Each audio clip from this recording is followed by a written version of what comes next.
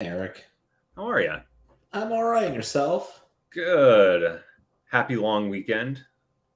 It was too short. It always is. I'm not a big weekend versus week person, but I can tell you without any uncertainty when there's a holiday, I tend to be a little tired. Yeah, I get it. So I have a good conversation topic for us today, and I Let's think do it. unlike some of the other ones that were sales specific or product specific, this can kind of be applied across the board. You could take this conversation to be about product. You could take it to be about sales. You could also just take it to be about decision making in general, or how to think about operating a business. And that is the thing that we want to wrestle with today is what's the better choice? Should we release the first thing we come up with, whether that's the first product, the first solution, the first sales plan? Should we release the very first thing, like put in action the very first thing we come up with? Or ought we, would we be better served to wait until we've had a lot of time and a good bit of effort put into developing the final solution, the final product, or at least a more advanced solution or advanced product? How do we make a choice between going and executing the first idea that we come up with versus spending more time and effort and resources coming up with a better idea before we actually release it or take action on it?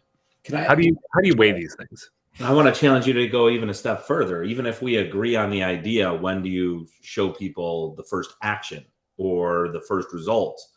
When is it okay to release something using product terms? Yeah. So a couple of things I think will help our conversation here. One is when we say release, I think we're specifically talking about when do you go public, not not in terms of taking your company public, but when are you exposing this to the world, right? We're not talking about should we do product development in iterations? Of course we should. Should we do sales development in iterations? Of course we should. Iterations are good. But I think we're talking about when do we actually take action on something in a public way? So for a product, that would be like the product launch. When do we do that? I want to extend it to even when do we, you work in an organization, there's a problem. When do you take the first action towards solving that problem, even if it's internal? So Yeah. I'd like to say public, meaning anyone beyond the people that have already agreed. Yeah. So let's define public as that, and I think we have a pretty reasonable conversation.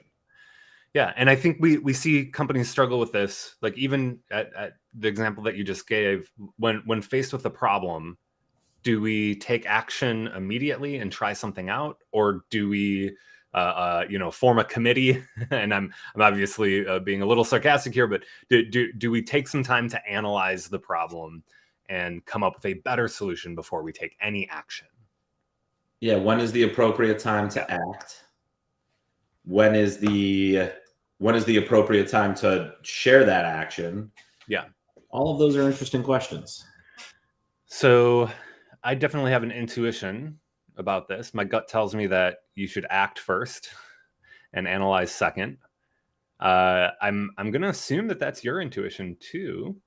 I probably have more of a mixed bag than you. I think there needs to be some thought. And usually what I tell the people that we coach is once you have 60% certainty that you at least have the problem defined, sure, then it's a pretty healthy time to act. But if you don't have the problem well defined, I don't think you should act. Sure. Okay. So let's spend a couple minutes then just talking about the Steelman version of why we would want to wait. What are the best reasons for why we should want to wait before we act?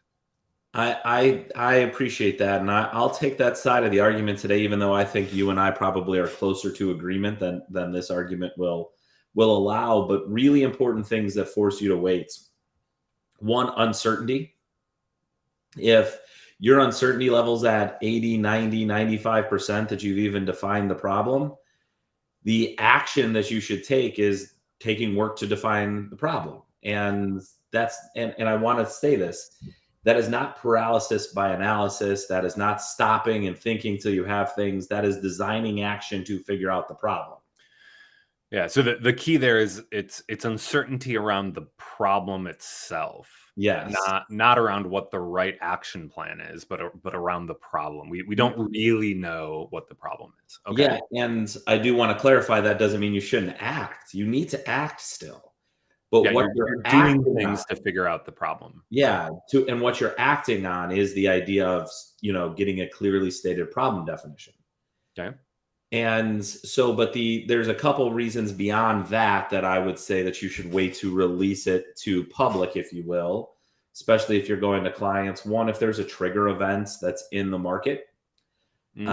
So example, if you have different issues that pertain to tax season, doing so in non-urgent times is going to slow you down. It's going to not get traction.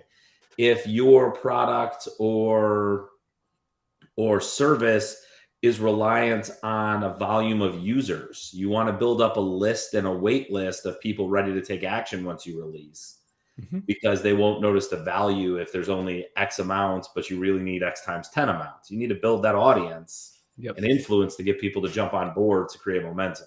Yeah, that was the first thing that popped into my mind when I thought about what are the best reasons to wait. And it really has to do with anything that's not in your control, external market forces, right? Like if we're gearing up to release the hottest video game of the Christmas shopping season and we release it in June, like, yeah, we released it early, but maybe we didn't capture as much of the buzz and market share as we could if we released it on Black Friday, right? Same thing with any sort of other external event. We're going to launch this product at South by Southwest. Okay, well then that's your launch plan, right? And you presumably have really, really good reasons for why you would wait and delay a launch in order to launch it in maybe a bigger way, like at a huge conference. And I think all of those come down to the fact that there's volume benefits. If you get a benefit from having X amount of people and therefore it develop momentum, that's one of those critical factors that is necessary to wait. Yeah, we are taking a risk there. Like, just to point this out, when we say volume benefit, we're trying to predict the future, right? We're saying if we wait and launch our product or make this decision or enact this policy 3 months down the line, we will get more outcome than we would between now and then. And that sometimes is a little bit hard to prove. But if you've really thought this through and you have good evidence that that's true, then I think waiting is the right decision. Yeah, and I think that comes down to if network effect is a big thing. Sure. If the volume of network is a big thing, that could make sense. But I think you and I know that that's under a 10%, if not under 5% case study. Sure. There's also one other one that kind of would force you to slow a release down until you have more of a solution. And this could be internal or external. And that's if you've had a number of starts and stops already, and the starts and stops have been in multiple different directions, and you've had multiple failures. And what you're looking for is, oh crap, we've done this a few times. We can't afford another ding to our reputation. And I look at that and say that there's many underlying causes of that. Maybe you didn't market where your state was in previous cases. Maybe you didn't position it correctly in previous cases.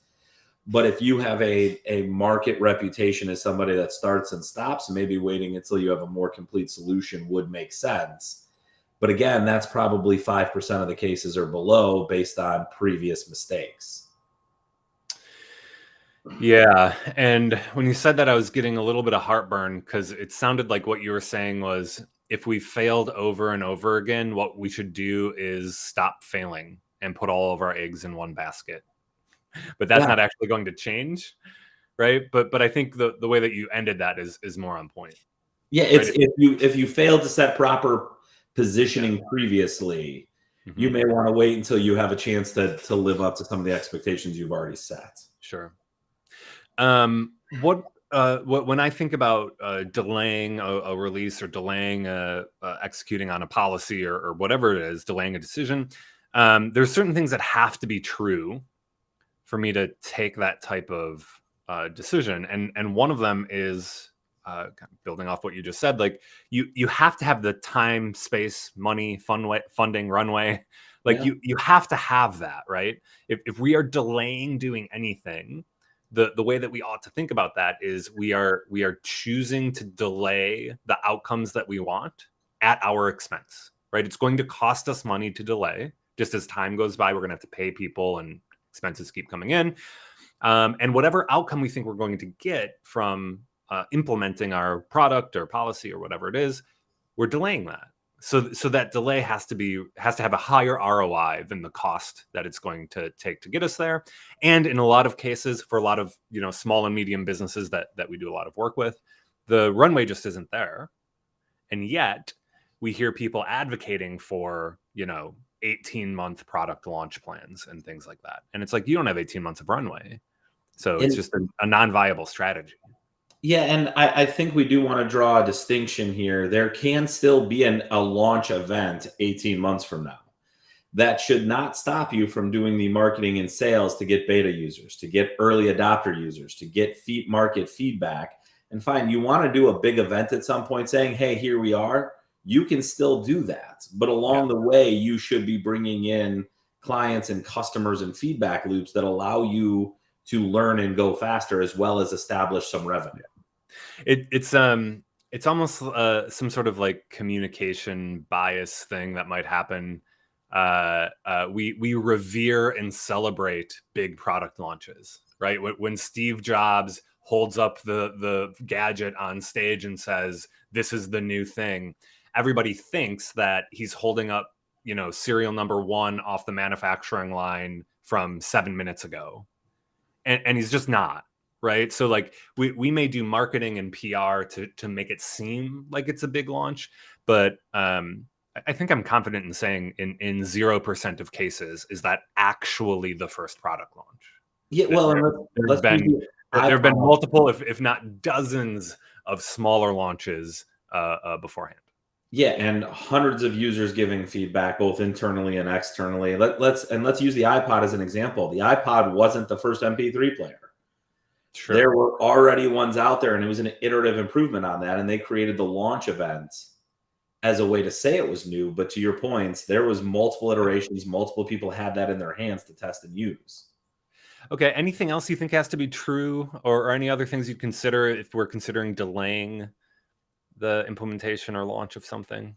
Yeah, I think there is one other thing true, that in some cases, for specific problems, until you solve the problem completely, there's no point in, there's no solution until it's solved completely. But those are extraordinarily rare. Sure. Let's take an example. If you're not getting blood flow to your heart, putting a stent in to slightly go from 4% to 10% isn't changing anything. You may as well do the whole, triple bypass. Sure. And there's problems that you need to solve completely, but most problems aren't that way. And this is again where I think people use the outliers as an argument for all of them. That sometimes the best way to solve a problem completely is 14 steps. And solving it 10% at a time for 10 steps solves it faster than waiting until you have a complete solution.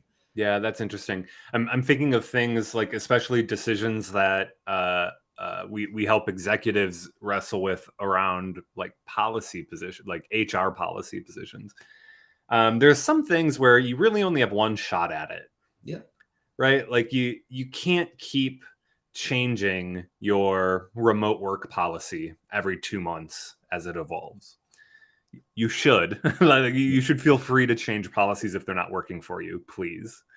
But like, it's probably not the best strategy to say, hey, look, over the next year, we're going to make all these tweaks to this thing that like affects your daily life, and we're going to change it up all the time. And then we're going to get it right eventually. Like, maybe that's something where it's like, let's have a smaller group of people really think through this, put some hard work into it. Yeah, and let's talk about that use case that you just mentioned. Let's take HR policies in general. And there's a lot of things: work from home, PTO, all of these things. People, I would agree with you that when they have such large implications to people's day-to-day life and planning matters, then you should probably be more diligent about how you release those things and have it more well thought out. With that said, the best way to have it more well thought out is to take some small batch tests. Let's, Erik, you and I have worked in many different organizations that have large company counts, large people counts. And why can't we test for this remote work policy in one division with 10 people that know we're testing this to see if it works for the larger audience? And then once it works for those 10 people, maybe we release it to 40 people before we take it and try to solve for everyone. And those 10 people know what they're signing up for, that there might be some bumps along the road. Sure. And I think that's strategy. That's where you and I are going to come to agreement that in 98% of cases, there is a way to do a small batch test and experiments before you do the large sweeping solution. And companies that launch successfully become really good at those experiments. I think that's right. And in fact, I think in 100% of cases, there's a way to do a smaller test. And maybe in 90% of situations, it's always the right decision to do that test. Right? There's a few percentage points here and there, maybe some weird edge cases where I'm like, hey, you know what? We should really go dark for a year and just push all of this out the other end of the tunnel when we're done. But those situations are definitely few and far between. Yeah. By the way, one that we might want to talk about is a well-regulated industry. You shouldn't take a drug to market as a test. You should do some. Should be for certainly, right? Like nothing about this conversation is saying like we should take a bunch of random molecules, put them in a pill, and see if it cures cancer. That's not. Yeah, that's not anywhere to do with this. But the real question, like in that scenario, I think the question is like, hey, if we want to embark upon curing cancer, do we put a bunch of really smart scientists in a lab for 30 years and let them experiment on mice only? Or as soon as there's something that's reasonably helpful to treat cancer, do we try to progress that study on to the next phase? Well, and I don't know the phases, but I'm just assuming it's like humans and then, or mice and then humans. Oh, you went right to human. Let's pull it out because neither of us know the. Yeah, we're not. don't take our advice on how to cure cancer. But I think what we're now getting on is the key thing. And what you're talking about is the critical factors of when we should do a small batch test. How do we validate our idea? And then how do we expand? And the thing that goes through my mind when I'm thinking about this is, does the problem actually benefit from analysis, planning, thinking, and doing that type of hard work? Or does the problem benefit more from taking action and inspecting what actually happens? By the way, I'm going to take umbrage, I think is the right word, with the language choices here, because I don't think we're talking about getting rid of analysis, thinking, and planning. What we're talking about is tightening that loop and doing even the analysis, the planning, and all of that in a smaller batch. And instead of saying, okay, we're going to go away for 6 months to analyze the problem. Okay, we're going to make you stand in this circle and analyze the problem. And until you have something thought out, don't leave that circle. Sure. I'm talking about 2 hours to a hypothesis to action. Here's how companies get themselves in trouble, though. I'm actually going to bring it back to our scientists curing cancer analogy. What companies typically do when they get stuck in analysis and planning and thinking and not actually taking action, it's akin to the scientists drawing out some different molecules on a piece of paper, right? It's akin to a scientist saying like, hey, we know cancer cells have this protein, so let me list all of the possible proteins that could bind to it. And taking 6 months to do that. Well, and then saying, okay, what are the next 30 proteins to make this? I completely agree with you. So all we're asking for companies to do is actually think more like scientists. Really, a scientist would never take that type of approach. It would drive the scientists mad. We wouldn't have people going into science. We would never do this. Instead, they're like, hey, here's 3 really good candidates. what's the cheapest first test that we can do? It's probably some sort of, grow it on a plate and look under a microscope. What's the second cheapest test we can do? Maybe it's mice. What's the third cheapest test we can do? Right. And like each iteration of this, they're spending more time and effort and money and resources, but it's still a microscopic part of the overall product in order to gain that information. Yeah, and you and I have talked about this relentlessly in different organizations we're at, and I think the faster you get to what questions do you not have answers to, what assumptions do you have that aren't validated, and what is validated information, listing those out and doing the smallest possible the smallest, fastest possible tests on those first two areas. Let's answer our questions. Let's validate our assumptions. Yep. The smaller and faster way you do that, the better off you are, and the risk quotient goes way down. And you mentioned this earlier, and I think the question, the answer to this stems from how much does delay cost us versus how much validated information do we have versus questions and assumptions. And we know from experience that most visionaries think they know the answers, but what we really want to push for is people that advise and coach and help and train people in startups, is that there's things that we know and there's things that we assume and there's things that we don't know.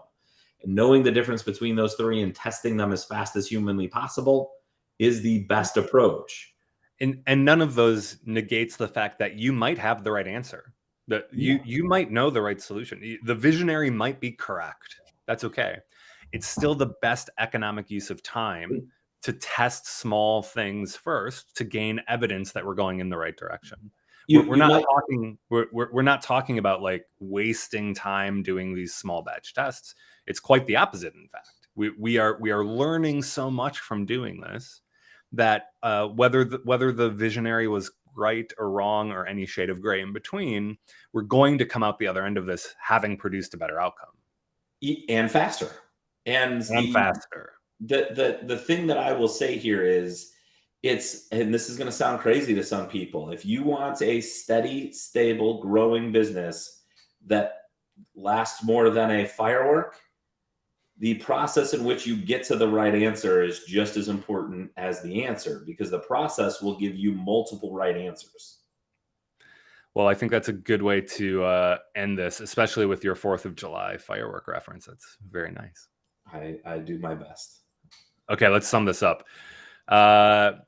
If you're struggling with, hey, we have this idea, we have this inkling of a product, we have to make this tough decision, and you're struggling with whether or not we should just go with what we have now versus spend more time to possibly get something better, there's a couple reasons that you can think of why we would wait instead of go now. There's some special cases for sure, maybe specific industries, specific use cases. If you really only have one shot to get it right, if you have external market forces driving this, right? You have a big conference date or there's a regulatory deadline or something like that, certainly. But in Jeff, if you could repeat what you just said there, the pace that you can do this, the process that we choose is more important than the outcome. Say that again. That was a good way of putting it. The process in which gets to the right answer is more important than the right answer, because that leads to sustainable right answers. Yeah, because thinking we have the right answer is really just thinking, right? It's not that we have the right answer. So we still need a repeatable process to continuously get us closer and closer to right answers. Yeah, and I'm going to add one thing to it. If you build a company and a structure, and then after you do that, a culture of willingness to test ideas, you're not only going to get better ideas up front, you're going to test them faster, you're going to learn faster, and your answers are going to be better. Because and we kept saying the right answer. Generally, there's no one right answer. There's a scale of answers, and in somewhere the answers don't help you and some answers do. And the process in which we get to the answers that help you the most is just more valuable. Amen. I think I heard you advocate for structure over culture there. I think I advocated that structure and culture go together, and you can't have one without the other. Okay, well, one of these weeks we're going to have that debate. Not this week. Hey, it was nice talking to you. Always a pleasure, Erik. Enjoy your shorter week. I hope you get everything done in 4 days that you would have had to get done in 5, because that's how work works. I think we're just doing 12-hour days. Isn't that the answer? I think it is. All right. Nice talking to you.